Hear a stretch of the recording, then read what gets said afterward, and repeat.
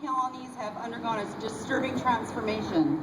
As helpless beekeepers looked on, the machine-like efficiency of these communal insects devolved into inexplicable disorganization. Worker bees would fly away, never to return.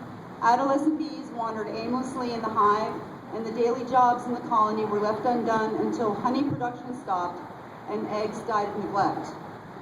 Colony collapse disorder, or CCD, has claimed 30% of the bee colonies every winter since 2007.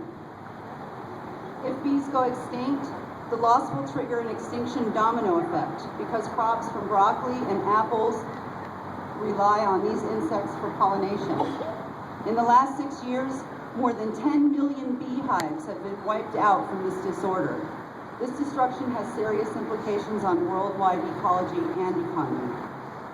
Colony collapse disorder is caused by a combination of factors: parasites, agricultural chemicals, and poor nutrition. They all weaken the honeybee's immune system and make them more susceptible to viruses and infections that can kill them. Up until now, concerns about agricultural chemicals and honeybees have focused on the impact of neonicotinoid pesticides, and there's a temporary ban has been imposed on 3 types by the European Commission. Yet studies show that fungicides used on many crops pollinated by bees can also have serious consequences. Attention now needs to turn to these chemicals and to ensure that tests are conducted when they are registered for use, which protects honeybees. Many don't realize that there are honeybees with a natural resistance to Roundup and undesirable viruses.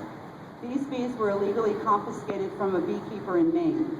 My guess is that Monsanto and Beelogics want to create and patent a genetically altered bee for their own. In fact, Monsanto has a patent pending for the so-called super bee.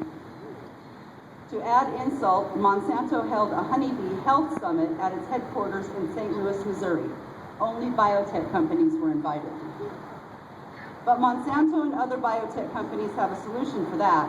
In October of 2011, Monsanto bought Beelogics, the preeminent bee laboratory on the planet. This was shortly after the company was implicated in CCD. They now control all the information and products coming from Beelogics. Beelogics' acquisition announcement explains that Monsanto plans to incorporate all the biological research that Beelogics has conducted over the years into its own programs for developing more GMO systems. Monsanto has also seized control of a key product that is currently in Beelogics' development pipeline. That supposedly helps protect bee health, and they have done just that. According to Beelogics' product page, Remembee, our first line of defense product, was chosen to be first to market in a line of RNA insertion-based products that are designed to protect bees from infectious diseases and parasites. Remembee is Beelogics' first breakthrough development in preventing Israeli acute paralysis virus, reducing the impact of colony collapse disorder caused by bee viruses, and strengthening honeybee colonies for highly effective crop pollination. Honeybees will now be eating GMO food in their diets.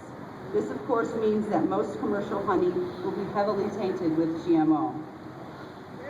In China, the loss of so many bees has forced farmers to pollinate apple and pear crops by hand, thereby drastically increasing the cost of those crops to consumers. America saw the loss of revenue due to GMO-contaminated wheat. Farmers in India and elsewhere are committing suicide because of poor-performing GMO crops. And if the Selene study is any indication of the effects of feeding GMO to rats, our honeybees are in grave danger indeed. You may ask yourself, well, what can we do about this? There are many organizations along the Wasatch Front, including the Wasatch Beekeepers Association, the Utah Beekeeping Association, the Cache Valley Beekeeping Association. These are all associations that you can get in contact with to find out what you can do. The best thing that you can do is to start a beehive on your own and put that in your backyard, and those beehive communities can tell you how to do that. I know that's not an option for everyone, but the alarm is out.